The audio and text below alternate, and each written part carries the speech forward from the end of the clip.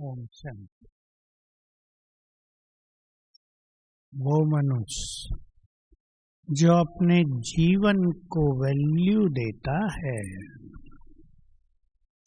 मूल्यवान बन जाता है।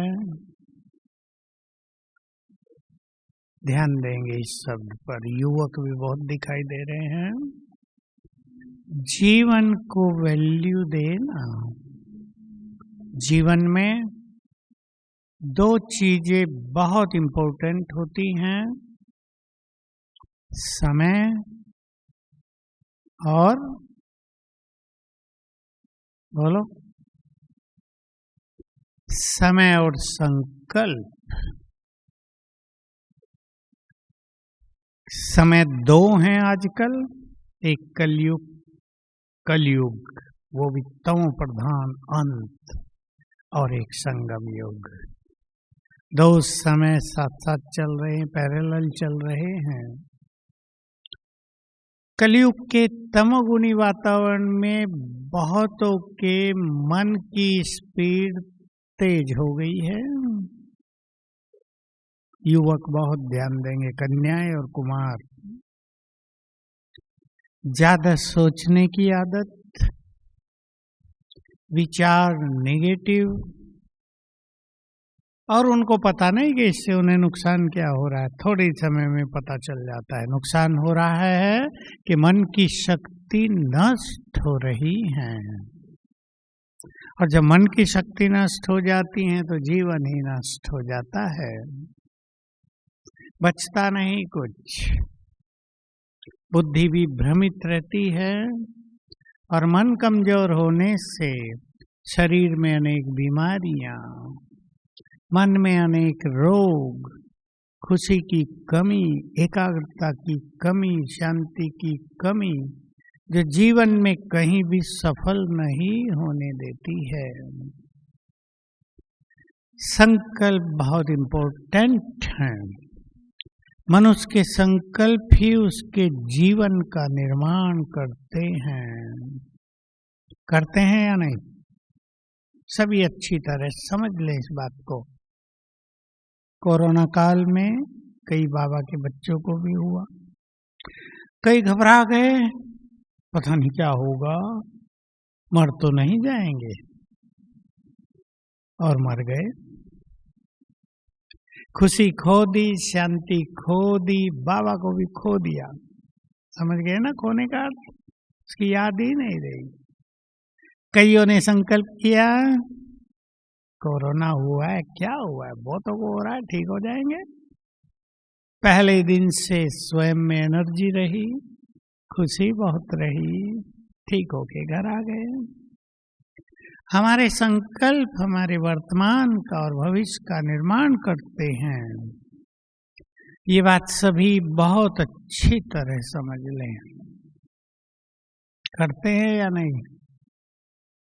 हर फील्ड में संकल्पों से ही मनुष्य परेशान है, और संकल्पों से ही मनुष्य परेशानियों में भी खुश है। ये संकल्प ही हैं जो अच्छे भले व्यक्ति को भी बीमार होने का एहसास कराती हैं, और ये संकल्प ही हैं जो बहुत बीमारी में भी मनोबल को बढ़ा चढ़ा के रखती हैं। कुछ नहीं होगा। संकल्पों में बहुत पावर होती है। भाई फोन सब बंद रख लें, संकल्पों में बहुत पावर होती है। अपने संकल्पों पर ध्यान देंगे। मनुष्य जीवन में दूसरी सबसे बड़ी कहो या बड़ी, समय को जो महत्व देते हैं वो सफल होते हैं जीवन में। मैं तो बहुत दिन से कहता था, और मैं जानता था बहुतों को देखकर, जो समय को नष्ट करते हैं, समय पर उनको नष्ट कर देता है। जब टाइम आता है ना कुछ करने का, तब समय उनको साथ नहीं देता, क्योंकि उन्होंने समय का सच्चा साथ नहीं लिया था। तो समय पर समय भी उनका साथ छोड़ जाता है। कितने युवक सुनाते हैं, एग्जाम की पूरी तैयारी फर्स्ट क्लास, हॉल में बैठते ही नर्वस हो गए, कुछ का कुछ, किसी पे टिक लगाए, किसी पे आधा गड़बड़ हो गई, गया। समय ने समय पर धोखा दे दिया, घबराहट हो गई। तो समय को महत्व देना, और उसमें भी संगम युग का समय। सब जानते हैं क्या मिला संगम पे? पहले स्वयं भगवान मिल गए, जो कल्पनाओं में भी नहीं था। सबसे बड़ा खजाना, सबसे बड़ी प्राप्ति, मिल ही नहीं गए। हम सब ने भक्ति में कहा तो इतना ही था, दर्शन दे दो, एक बार तुम्हें देख लें, लेकिन वो तो हमारे हो गए, जीवन में साथी बन गए हमारे, अपनापन हो गया। ये हमने सोचा ही नहीं था। तो सबसे बड़ी प्राप्ति संगम युग पर हमें हो रही है। इस संगम युग को ही तो कोई नहीं जानता संसार में, न वेदों में इसकी चर्चा, न उपनिषदों में, न गीता में, कहीं नहीं है। भगवान आएगा, पढ़ाएगा, भाग्य निर्माण की विधि बताएगा, अगले कल्प का हम भाग्य निर्माण कर सकेंगे, किसी के अंदाज में ही नहीं, कल्पनाओं में ही नहीं। अब सुंदर समय हमारे सामने है, सभी चिंतन करेंगे। जो लिख रहे हैं वो लिख लो, घर जाके भी रोज चिंतन करना। थोड़ा सा चिंतन है, छोटा सा। मेरा संगम युग का समय कैसे बीत रहा है?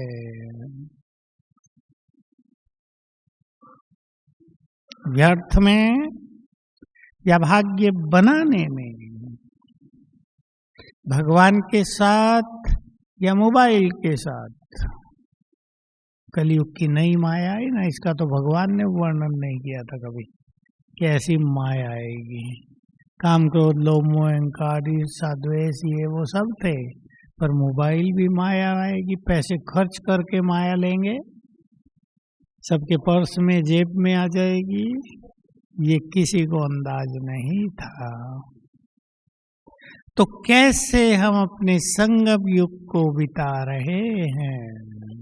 और जो बहुत अच्छा करना चाहते हैं संगम युग पर, चाहते हैं या नहीं? बहुत अच्छा। एक ही बार ये अवसर मिला है भगवान से सब कुछ प्राप्त कर लेने का। ये अवसर बीत गया तो गया, शरीर छूट गया या ज्ञान छूट गया तो गए, दोबारा ये मौका नहीं मिलता है। तो चिंतन करेंगे, लिख लो, संगम युग के रहे हुए समय को हम कैसे बिताना चाहते हैं?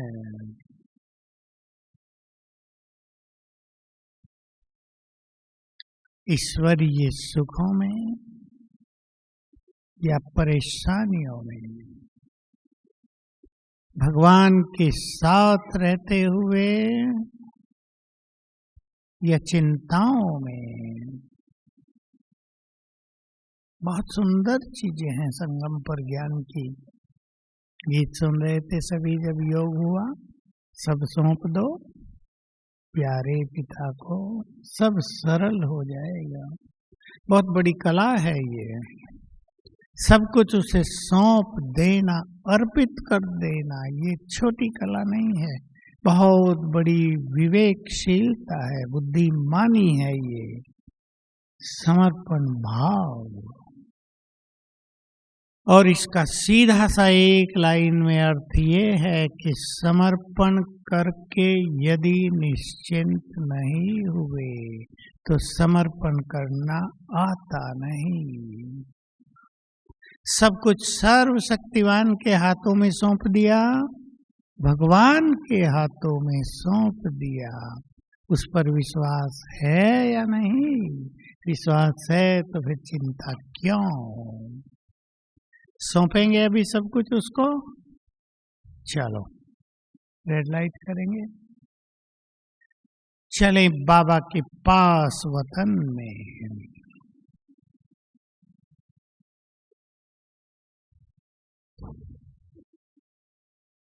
फील करें मैं आकाश के ऊपर सूक्ष्म लोक में हूं।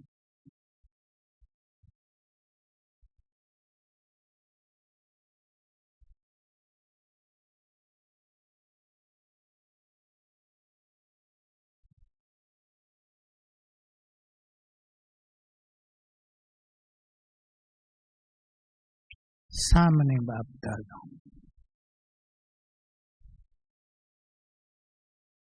बहुत तेजस्वी,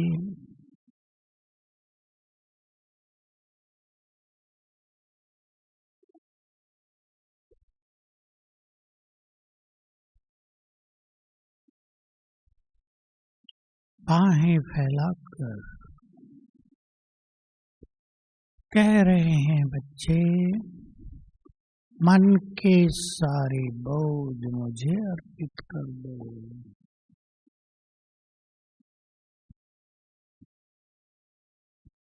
जिम्मेदारियां मेरे हवाले कर दो।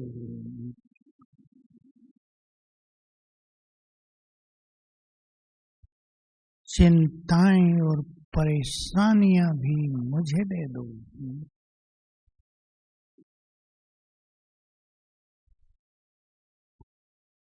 मेरे को अर्पित करके सब कुछ तेरा, बेफिक्र बादशाह बन जाओ।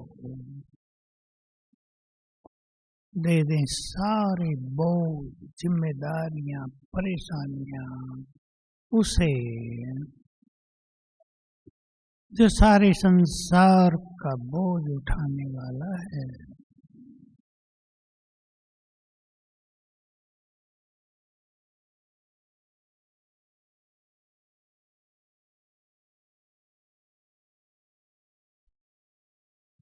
हल्के हो जाए। जिसको भगवान साथ दे रहा हो वो भारी क्यों?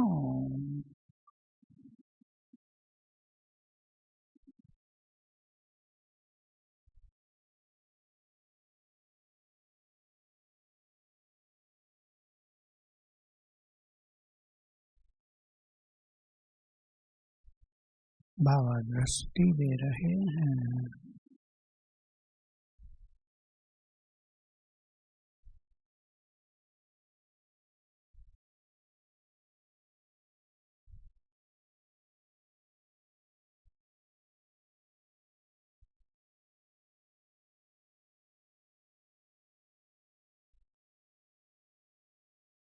संकल्प करें बाबा की इस दृष्टि से मेरे सभी विघ्न नष्ट।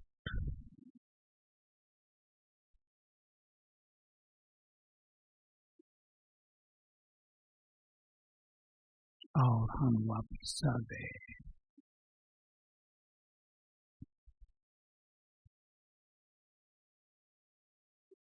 ओम शांति।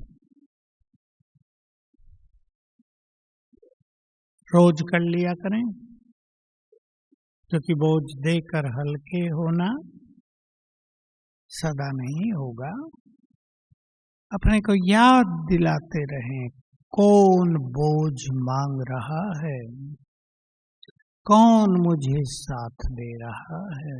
साथ दे रहा है, समझें सभी बाबा को, पहचाने उसको। पहचाना नहीं है सभी ब्राह्मणों ने। पहचानते हैं इस बात को जो मैं कह रहा हूं?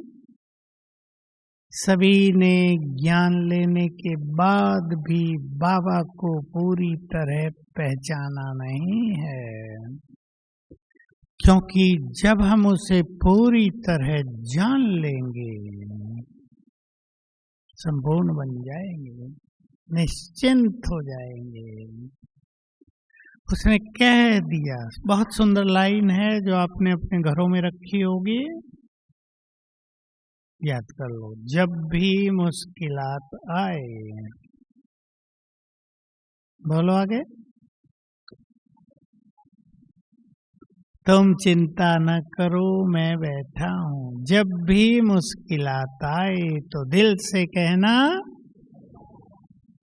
मेरे बाबा मीठे बाबा आ जाओ और आगे मदद करो। जैसे अपनों को कहा जाता है ना, उमंग से, अधिकार से, अपने पन से आ जाओ मदद करो। कहेंगे ऐसे क्या कहेंगे? भगवान है, हे बाबा थोड़ी मदद कर दो, ऐसे कहेंगे? फिर तो थोड़ी ही करेगा। लेकिन अपने थोड़ी नहीं करते, फुल कर देते हैं। आ जाओ मदद करो। अब आखिरी लाइन बताओ किसको याद है? और भी है एक लाइन आखिरी। नहीं, जो ये याद रखेगा उसका बेड़ा पार। हाँ, भाइयों में से आवाज आ गई, माताओं को भी ख्याल है। आखिरी लाइन, तो बाबा भी बंधा हुआ है मदद करने के लिए। इसको ना भूलो। मीठे बाबा प्यारे बाबा तो याद रह जाता है वो तो सबको बहुत अभ्यास हो गया और बड़ी अच्छी बात है। लेकिन बाबा भी बंधा हुआ है मदद करने के लिए। क्यों बंधा है? इस पे तो आपने कभी सोचा ही नहीं होगा। क्यों बंधा है? हमने बांध लिया या खुद बंध गया? हमने बांध लिया अपने प्यार में। दो रस्सियां हैं, प्यार और अधिकार। बांध लो। आता है माताओं को बांधना? थोड़ा थोड़ा आता है। बांध लो। दो रस्सियां हैं, देख लो दोनों हैं। एक ढीली ढाली पुरानी टूटने वाली तो नहीं। प्यार और, बोलो, प्यार और अधिकार, ये दो रस्सियां हैं। बांध लें। प्यार ही इतना है। प्यार में मनुष्य बंध जाता है ना। देहधारियों के प्यार में भी लोग बंधते हुए देखे गए हैं। भगवान के प्यार में हम उसे बांध लेते हैं। वो हमारे लिए सब कुछ करने को तैयार रहता है। इस रहस्य को सभी को समझ लेना है। तो जीवन की इस यात्रा में, कलयुग के अंत में, जबकि संघर्षों का समय तेजी से आ रहा है, बहुत संघर्ष होंगे इस धरा पर। पुराना सब कुछ जाएगा। जाना सहज नहीं होगा उसका। काफी कष्टदायी, तनाव पैदा करने वाला। बाबा के तो शब्द हैं, सरसों के दानों की तरह मनुष्य पिस जाएंगे। तो हम सभी अकेले इस यात्रा को तय नहीं करेंगे। किसके साथ? तो बाबा को बुलाने का, उसकी उपस्थिति अनुभव करें। सभी बुलाने का अनुभव करें कि जब हम उसे बुलाते हैं क्या होता है उसकी ओर से। वो आता है या नहीं, ये हमारी कल्पना है या ये सत्य है। वो क्यों आएगा हमारे बुलाने से?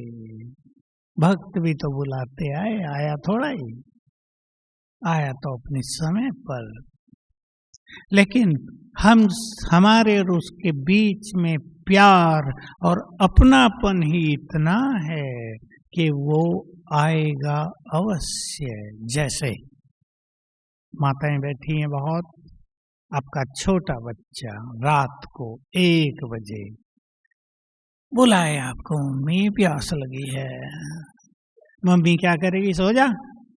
क्यों जगाया मुझे? बोलो मम्मियाँ क्या करेंगी? पानी देंगी। और भी कुछ मांगेगा वो भी देंगी। पानी देना तो सहज है, वहां से भर के दे दिया।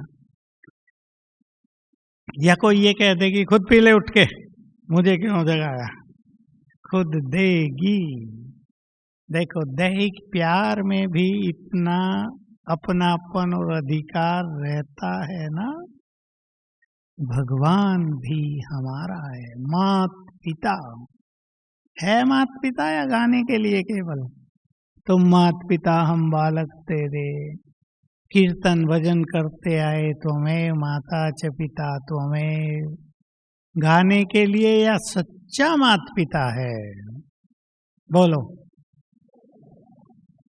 सच्चा है तभी गायन हुआ है। तो हम उसे बुलाएं और वो ना आए, ये हो नहीं सकता। विश्वास कर लें सभी, दृढ़ता से, सच्ची लगन से, प्यार से, ज्ञान स्वरूप, भावना स्वरूप होकर विश्वास कर लें कि बुलाते ही वो आ जाएगा। और अगर ये आदत सबने डाल ली तो ये आदत बहुत काम आने वाली है। आने वाला समय, जैसे मैंने कहा, अब कोरोना काल का किसी को पता था क्या कि ऐसा हो जाएगा? सभी घरों में बंद, सभी के मुंह भी बंद, अभी बंद कर दिए सबने मुंह। बीमार हो गए तो हॉस्पिटल में मिलने नहीं जाने देंगे, मृत्यु हो गई तो अपनों को देख नहीं सकेंगे, अंतिम संस्कार नहीं करेंगे। ये सोचा था कभी? कैसा समय आया था, वो बीत गया। लेकिन समय को तो हम जानते हैं ना, न जाने कैसे कैसे रंग दिखाएगा ये समय। अभी तो बहुत खेल बाकी है इस परिवर्तन में, कई खेल चलेंगे, हर साल नए नए खेल आएंगे। अब छोटी सी बात मैं आपको कहूँ, कर्फ्यू लग जाए बड़े बड़े, ये कर्फ्यू तो कुछ भी नहीं थे, लॉकडाउन।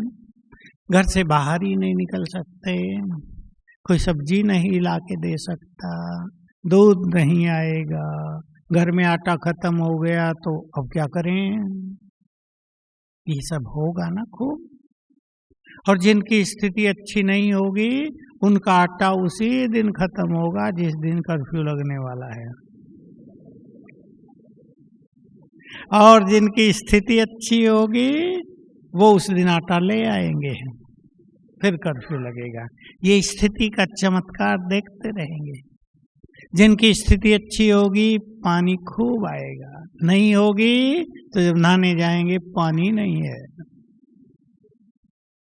ये खेल चलेगा। ऐसे में यदि हमें आदत पड़ी होगी बाबा आ जाओ, इतना ही बस, बाबा आ जाओ, तो तुरंत उसकी उपस्थिति का आभास होगा और जो कठिनाइयां चल रही होंगी वो सब समाप्त हो जाएंगी, सहज हो जाएगा। आपके पास साधन नहीं है, अनाउंस हो जाएगा 1 घंटे के लिए कर्फ्यू में ढील दी गई है, किसी को बाजार जाना हो जल्दी से खरीद लाओ, ये हो जाएगा। ये अलौकिक पावर, स्पिरिचुअल पावर, जो हमारी रूहानी पावर है, इसका प्रभाव सभी उस समय में देखेंगे।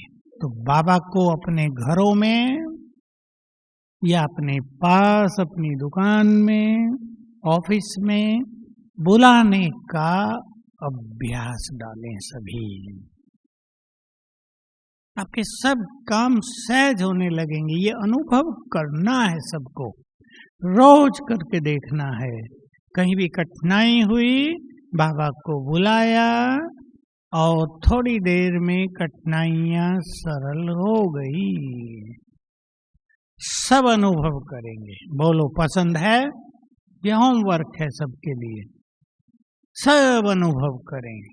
बड़ी से बड़ी कठिनाई आ गई, कर्फ्यू लग गया, आप कहीं फंस गए हैं, घर नहीं जा सकते, ऐसा बहुत बार हुआ है। मुंबई में तो कई बार हो गया, उधर के उधर रह गए, ऑफिस में जो बाजार में थे वहीं फंस गए, घर तक पहुंच नहीं सकते। कितनी बड़ी दुविधा होती है। किसी की तबीयत खराब हो, किसी के घर में किसी को परेशानी हो रही हो, उसको घर जल्दी जाना हो, कहीं किसी को पैसा देना हो, सारा ठप हो गया, 3-4 दिन चला था। ऐसे में बाबा को बुला लेने से कई तरह के अच्छे अनुभव होंगे। तो माताएं जो घरों में रहती हैं वो 5 बार बाप दादा का आह्वान जरूर करें। भाई लोग भी अलग अलग समय पर, आप घर से बाहर निकल रहे हैं, बाबा को बुला लो, आ जाओ। ऑफिस में बैठे हैं, एक बार बाबा को बुला लो। कोई बात समझ में नहीं आ रही है, भारी टेंशन है, निर्णय लिया नहीं जा रहा है, क्या करें, दुविधा चल रही है। 2 मिनट चित्त को शांत करके बाबा को बुला लो। उनके वाइब्रेशंस क्या क्या करेंगे ये दिखाई देगा, तो सबको अनुभव करना है बाबा के आने से क्या क्या होता है। अब हम चलेंगे, बाबा को बुलाते हैं, लेकिन बुलाएंगे आप सभी अपने अपने घरों में। यहीं से चलें, ले चलें बुद्धि को परम धाम।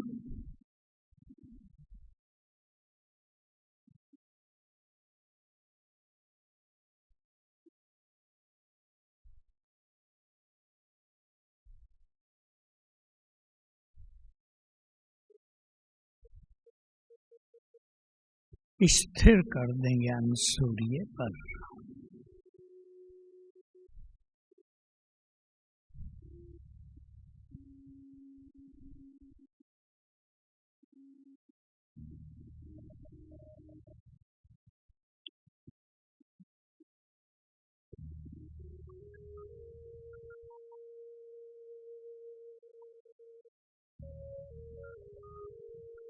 बाबा को देखते हुए संकल्प करें,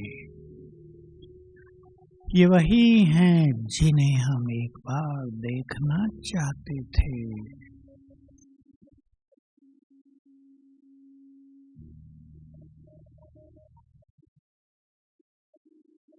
ये वही हैं जिनके दर्शनों के लिए हम बहुत भक्ति करते थे।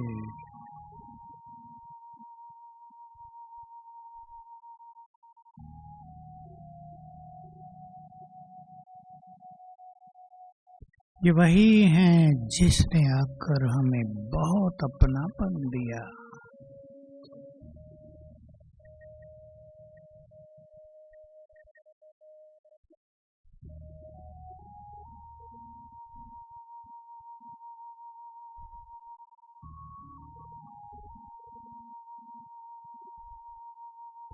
प्यार से निमंत्रण दें, हे सर्वशक्तिवान, अपना धाम छोड़कर हमारे इस घर में पधारो।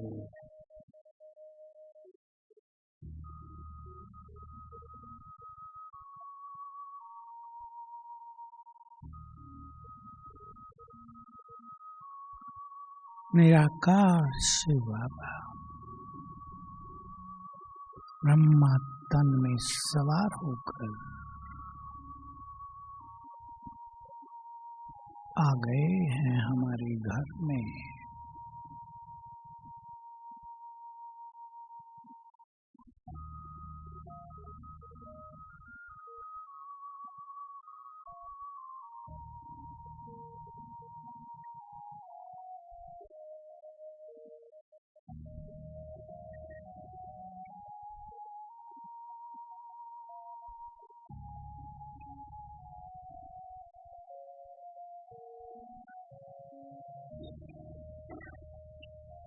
बीच में खड़े हैं,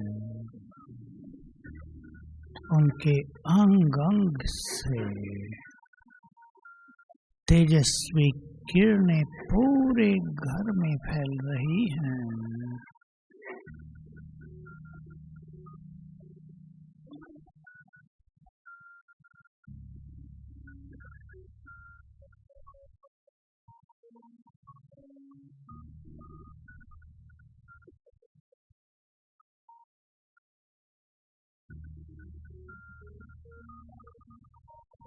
पूरा घर परमात्मा शक्तियों से भर गया है।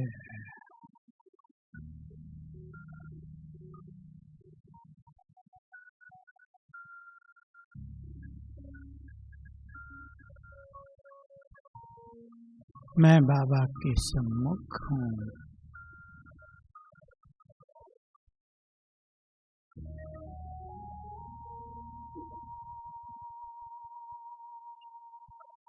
बाबा को शुक्रिया करें, जो कुछ कहना है कह दें।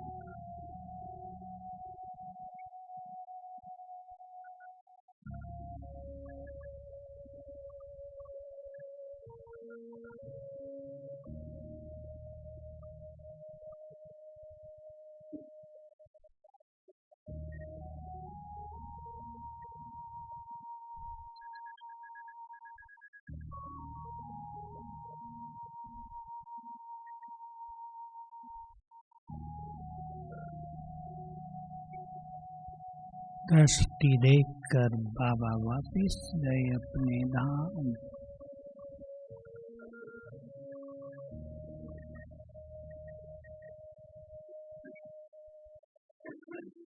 ओम शांति।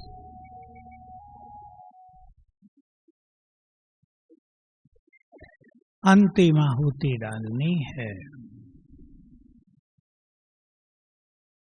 मैंने आपको 2 काम दिए हैं अब तक। चिंतन, संगम युग को कैसा बिताना है, और बाबा का आह्वान।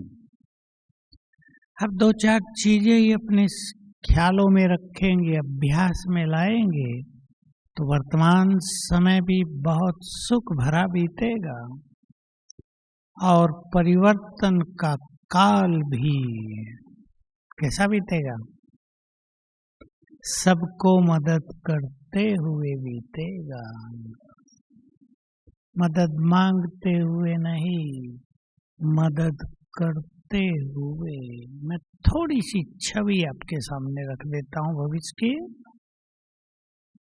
ये जो परिवर्तन का काल होगा, जिसे विनाश काल भी कहते हैं, ये केवल विनाश और परिवर्तन का काल ही नहीं है, ये जय जयकार का काल भी है। 18 जनवरी की मुरली जिन्होंने ध्यान से सुनी है, आदि के बाद अव्यक्त, अंत में तुम्हारा स्वरूप क्या दिखाई देगा। सिर पे लाइट का ताज, अंग अंग से फैलती लाइट, आंखों से और मस्तक से निकलती किरणें शक्तियों की, ये दिखाई देंगे। देखो, थोड़े से मैं बता रहा हूँ, ये सब बातें बाबा ने बताई है। जिन्होंने बहुत अभ्यास कर लिया मैं इष्ट देवी हूँ, वो लोगों को इष्ट देवी दिखाई देने लगेंगी। जहां तहां इष्ट देवियां दिखाई देंगी, क्योंकि बाबा के यज्ञ में बाबा की महान आत्माएं, श्रेष्ठ तपस्वी बहनें और भाई भी बहुत हैं। हम अलबेले लोगों को ही नहीं देखें, महान आत्माएं जो यज्ञ के पिलर हैं, चारों ओर सेंटर्स में भी बहुत हैं, जो बहुत अच्छी साधना कर रहे हैं। मैं उनमें से बहुतों को जानता हूँ, जिनमें दिखावा कुछ नहीं है, जिनको कोई नहीं जानता। हमारे यहाँ यज्ञ में भी कोई नहीं जानता उन्हें। महान योगी, त्यागी, सच्चे सन्यासी, बहुत पवित्र आत्माएं, ऐसी हमारी बहनें बहुत हैं। कुमार भी थोड़े हैं, गृहस्थी माताएं भी थोड़ी हैं।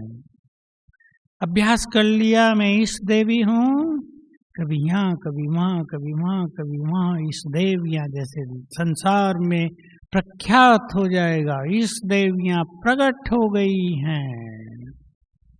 एक सीन ये चलेगा बहुत। सभी के मस्तक में चमकती हुई आत्मा इतने क्लियर दिखाई देगी कि लोग गाने लगेंगे, सबके अंदर भगवान की शक्ति विराजमान है। फिर कोई कहने लगेगा सब में भगवान ही है। ज्योति दिख रही ना, सर्वव्यापकता का सिद्धांत यहीं चालू हो जाएगा संगम के अंत में। उसकी नींव भी हम सभी डालेंगे।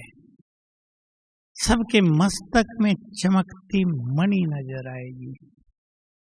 बहुत माताओं बहनों को एक अनुभव होगा, गंदे लोग उनके सामने आएंगे, सब कुछ लूटने आएंगे, गंदी दृष्टि से आएंगे, और आपके नैनों से उन्हें इतनी लाइट निकलती दिखाई देगी कि या तो भाग जाएंगे या समर्पित कर देंगे, जो धनमाल औरों से लूट के आए वो भी दे जाएंगे कि ये आपको अर्पित देवी जी।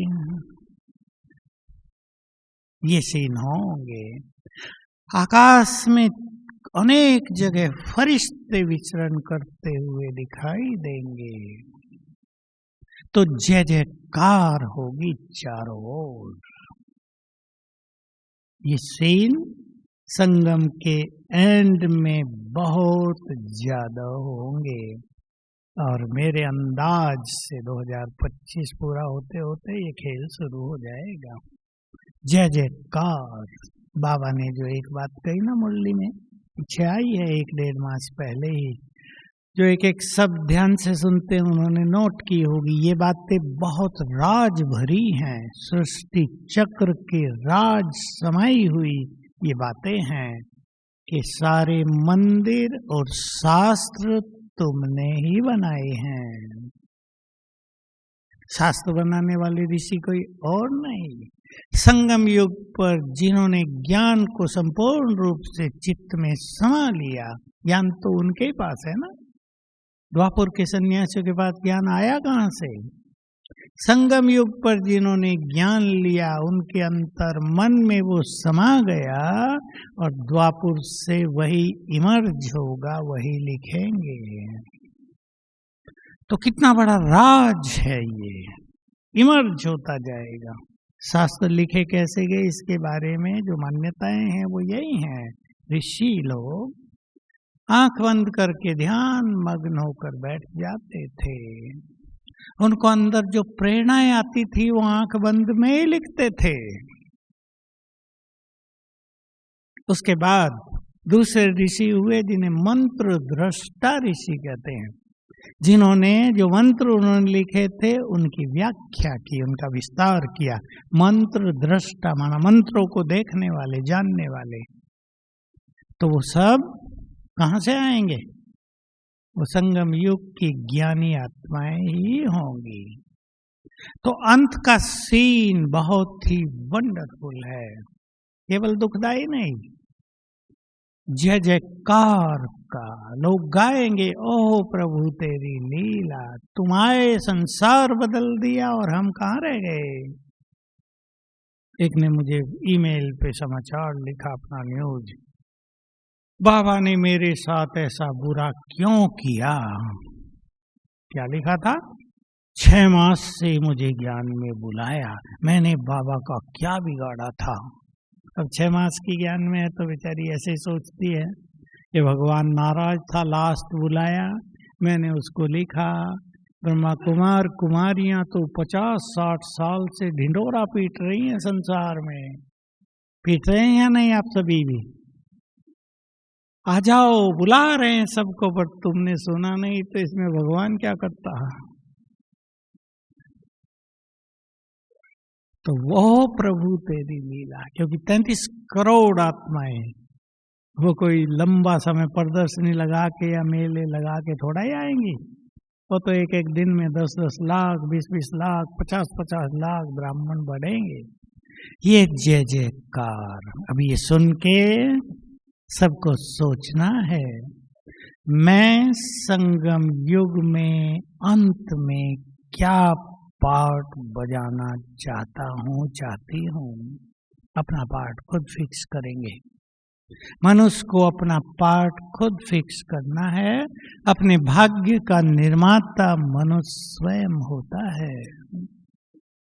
होता है या नहीं? मेरे सामने जो युवक बैठे, ठीक बात है या नहीं? अपने भाग्य का निर्माता स्वयं। पढ़ाई से देख लो आप, एक स्टूडेंट जितना अच्छा पढ़ेगा अपने भविष्य का निर्माण उतना ही अच्छा करेगा ना। अब उसके भाग्य का निर्माण उसके माँ बाप पे या टीचर पे डिपेंड नहीं करता, उस पे डिपेंड करता है।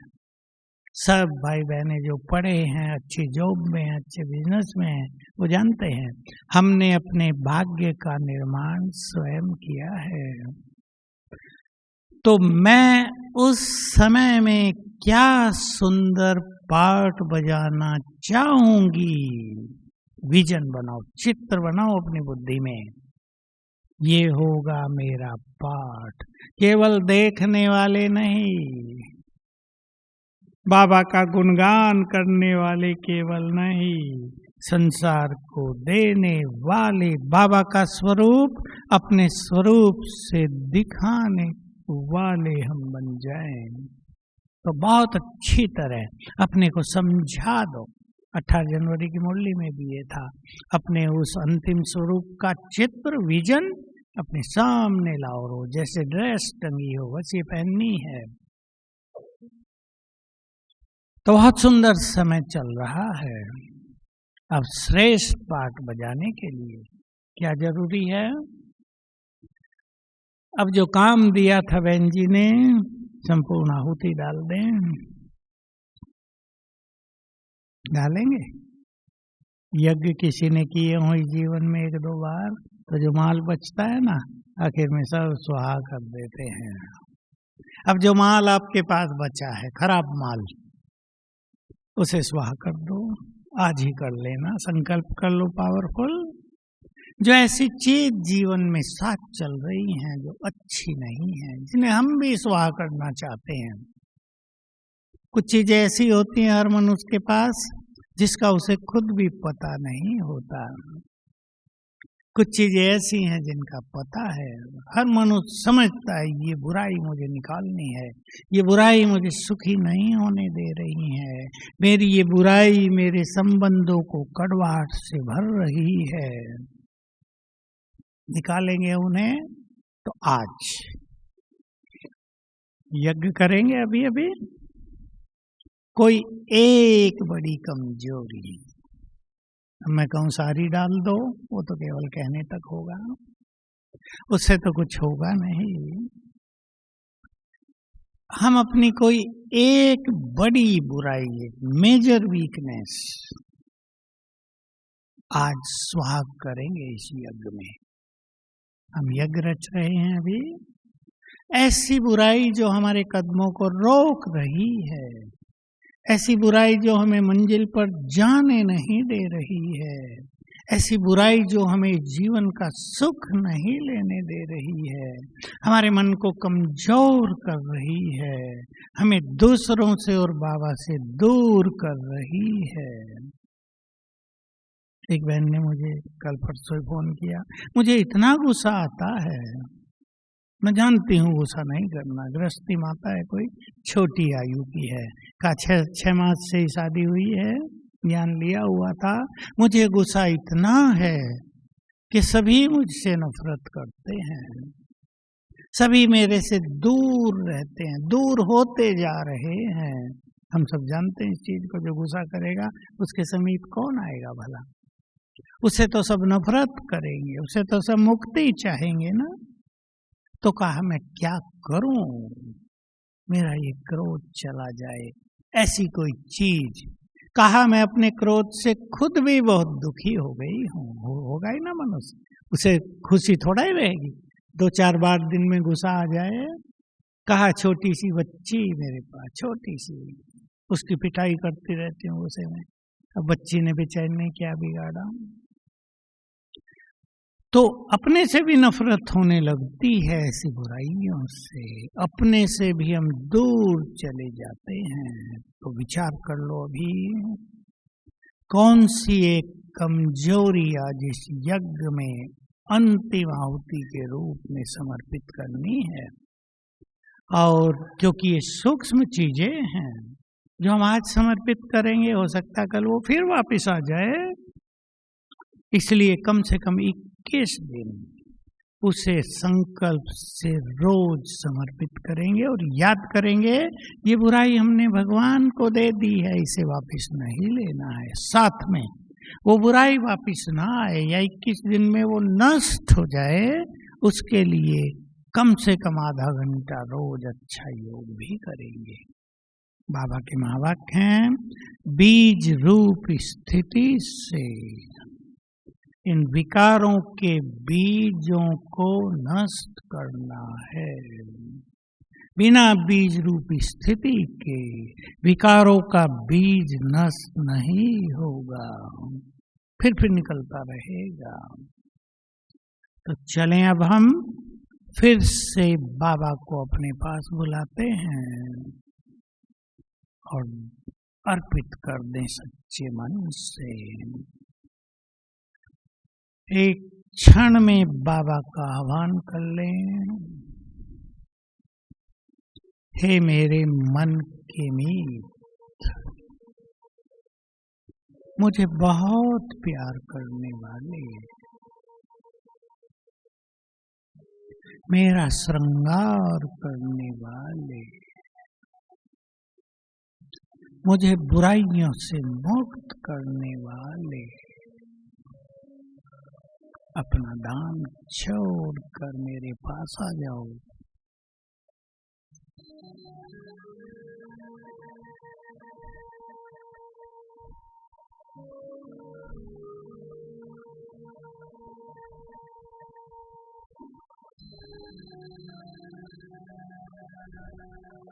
अपना धाम छोड़कर बाप दादा मेरे सम्मुख उपस्थित हुए।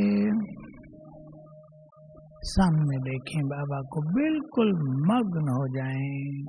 मैं और सामने बाबा।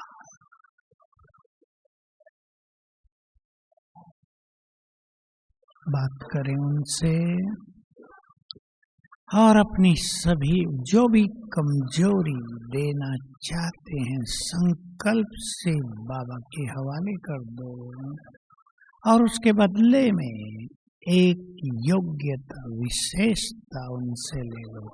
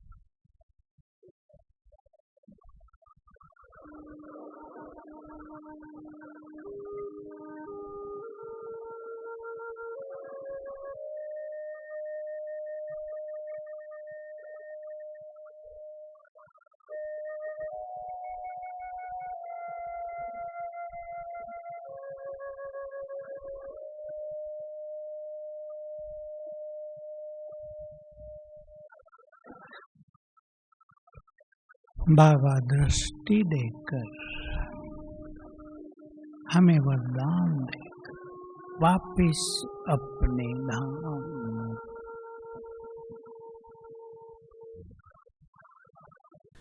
मैं तेजस्वी आत्मा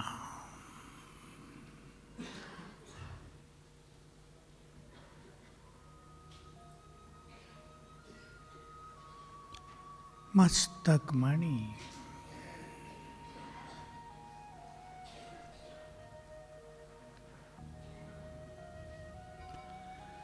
भ्रकुटी की कुटिया में विराजमान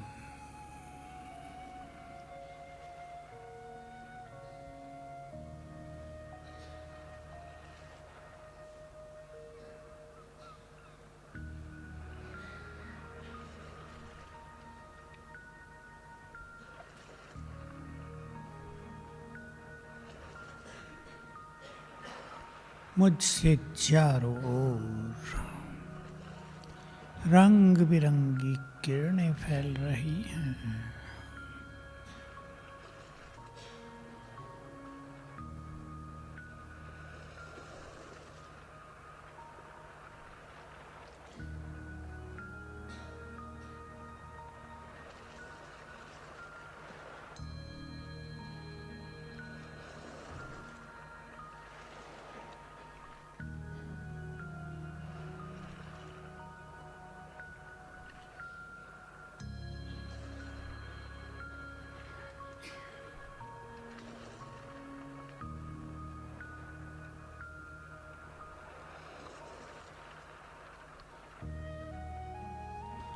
मैं इस देह की मन बुद्धि की मालिक हूँ।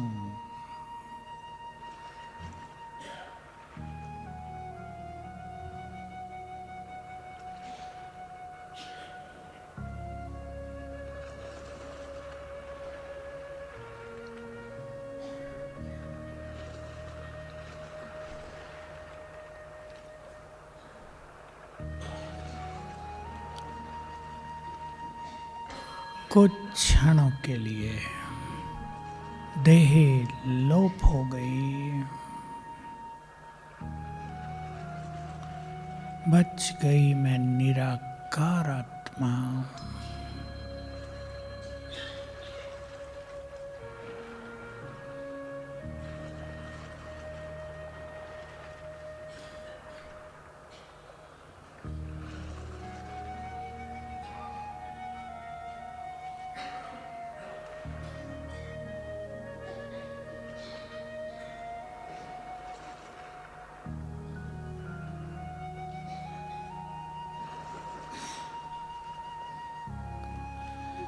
शांति की शक्ति से भरपूर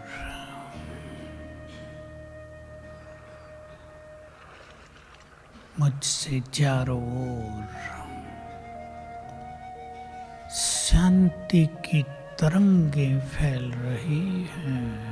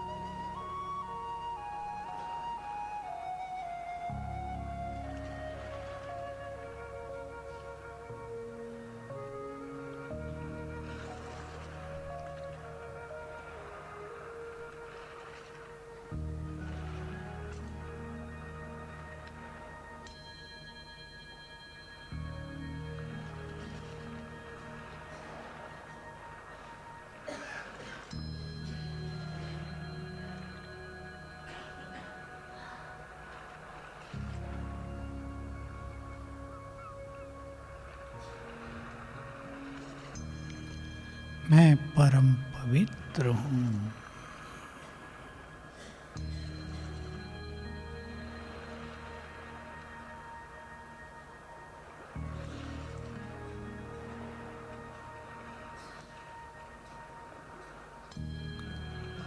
मुझसे पवित्रता की गोल्डन किरणें चारों ओर फैल रही हैं।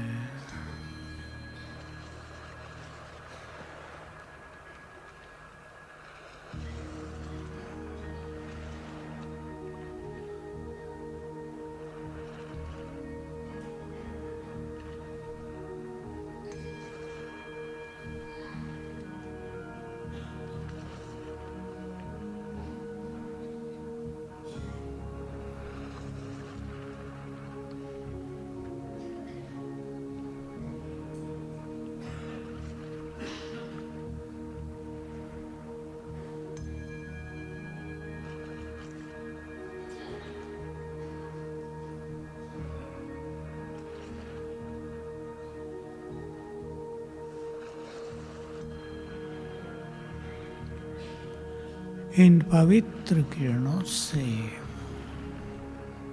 मेरे चारों ओर एक बहुत तेजस्वी आभा मंडल बन गया है।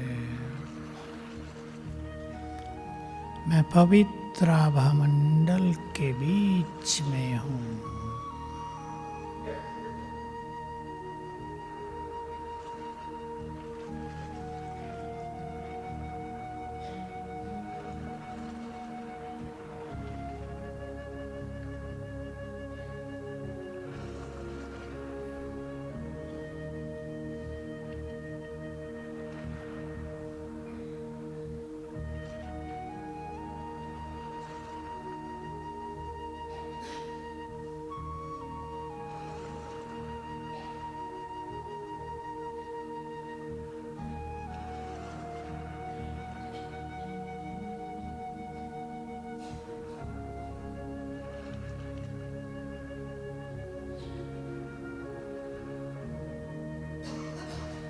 मैं आत्मा बहुत शक्तिशाली हूँ। मास्टर सर्वशक्तिवान हूँ।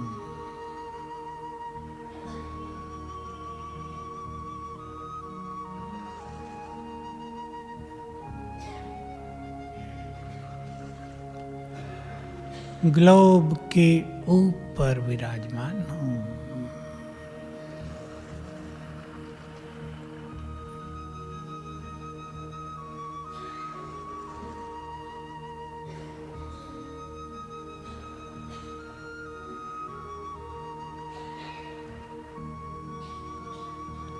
मैं पूर्वज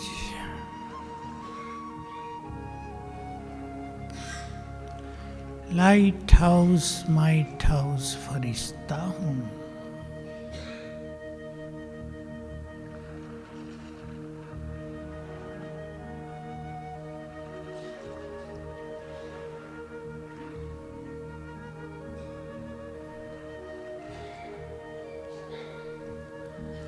सर्वशक्तिवान शिव बाबा से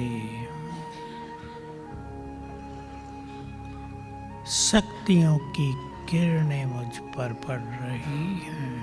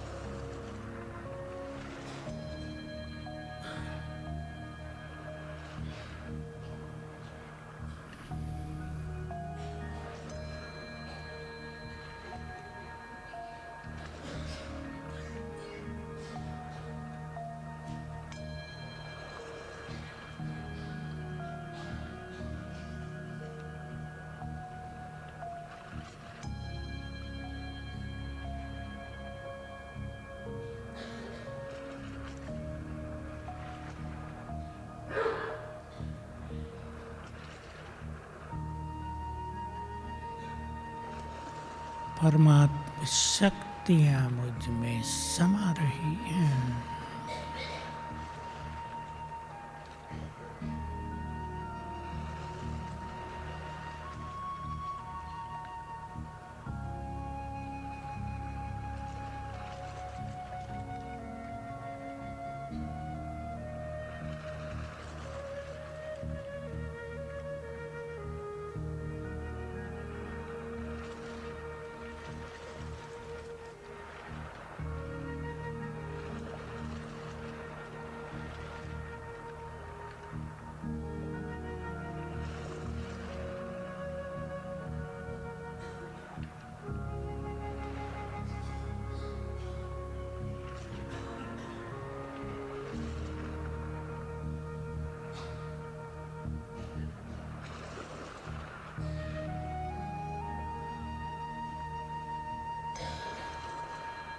ये शक्तियों की किरणें मुझसे चारों ओर फैल रही हैं।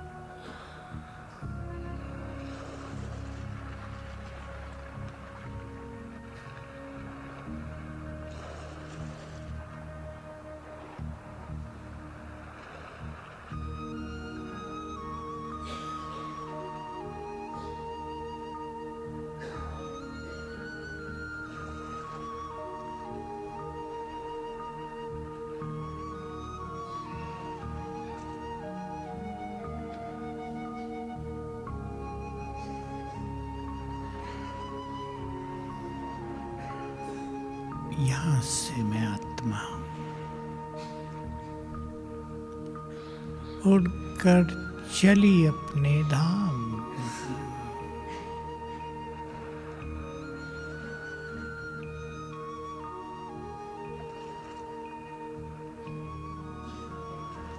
मैं शांति धाम में हूँ।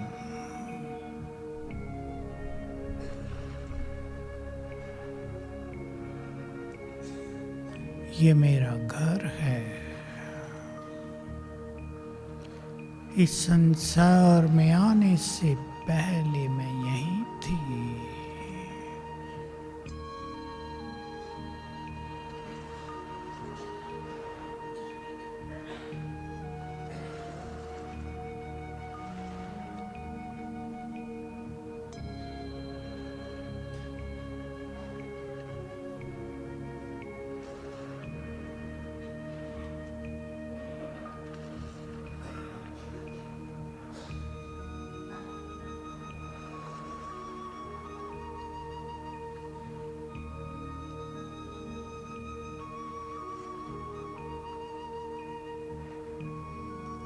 यहाँ गहन शांति है।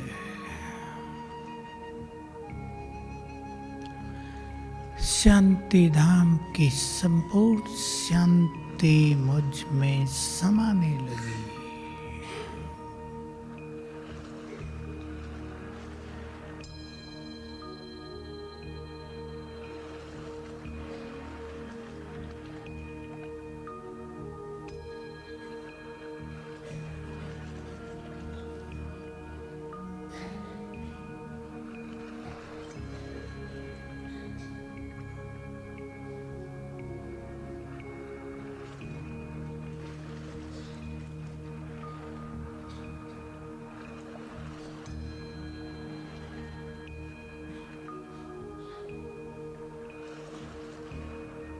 ऊपर निराकार शिव बाबा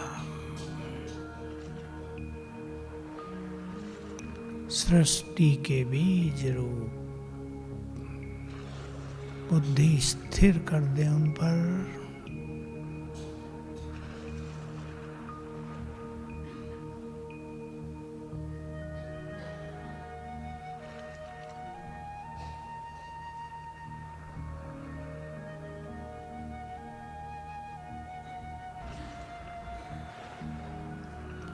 विज्ञान सूर्य हैं।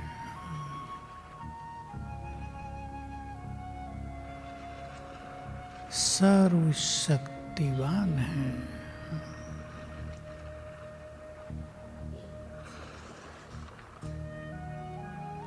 प्यार के सागर हैं।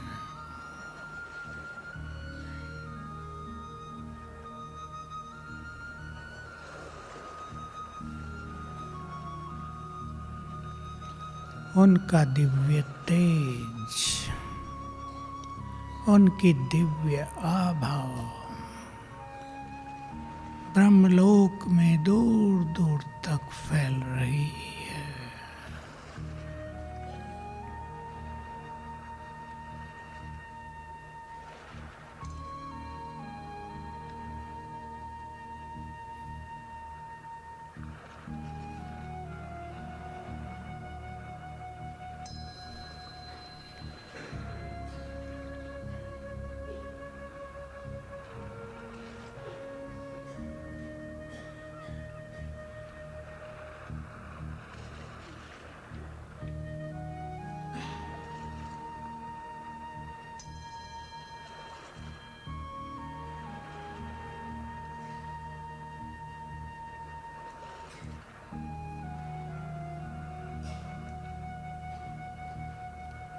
वे सर्वशक्तिवान हैं। बुद्धि स्थिर कर दें उन पर। दुख हरता सुख करता है।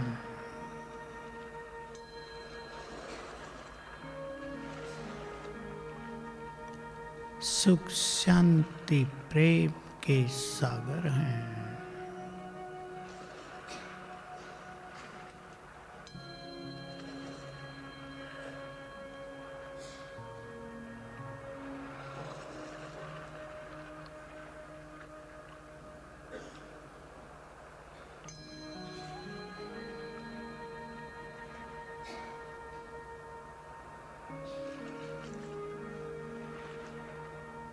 उनकी किरणें मुझ पर पड़ रही हैं।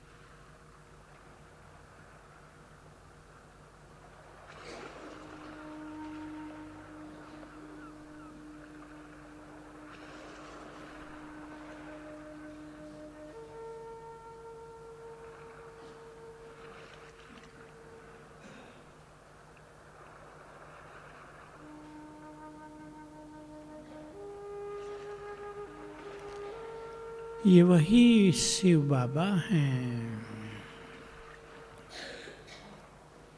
जिन्हें हम भक्ति में बहुत याद करते थे।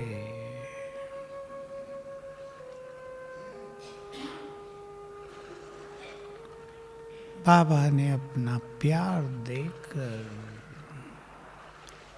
हमारी जन्म जन्म की थकान मिटा दी।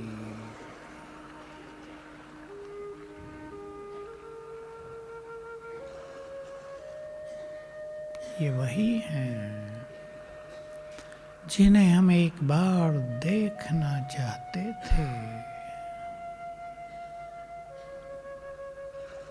अब जी भर के देख लें। सत्यम शिवम सुंदरम है, निराकार परंतु बहुत आकर्षक।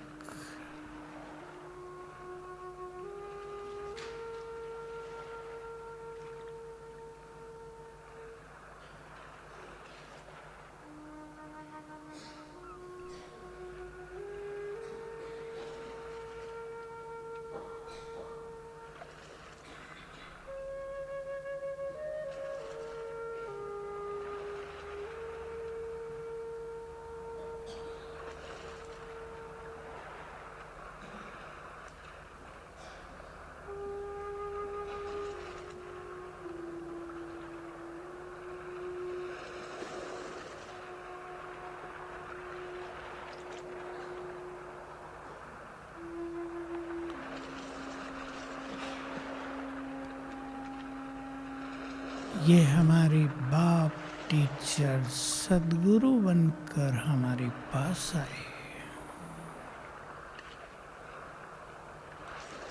हमें जीना सिखा दिया।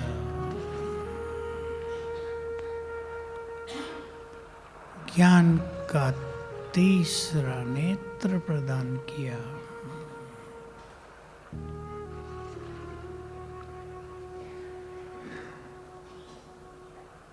वे हमारे सच्चे माता पिता।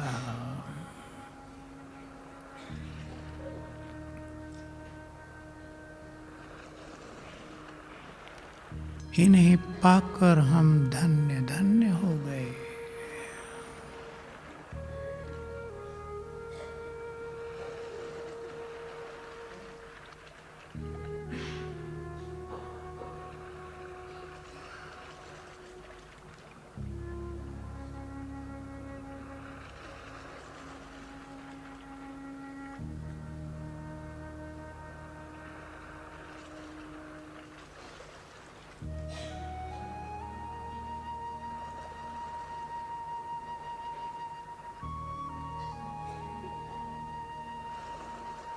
वे अपनी पावन किरणें मुझ पर डाल रहे हैं।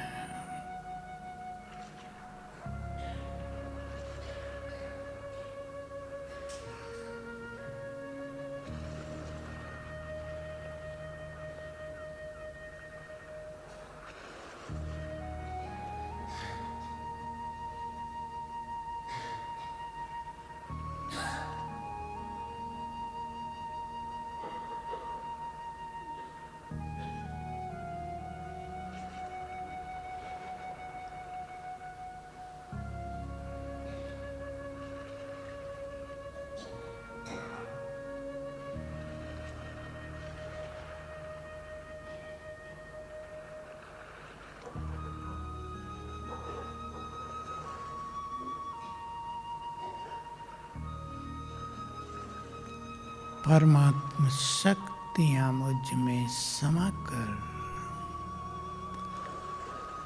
मेरे जन्म जन्म के विकर्मों को नष्ट कर रही है।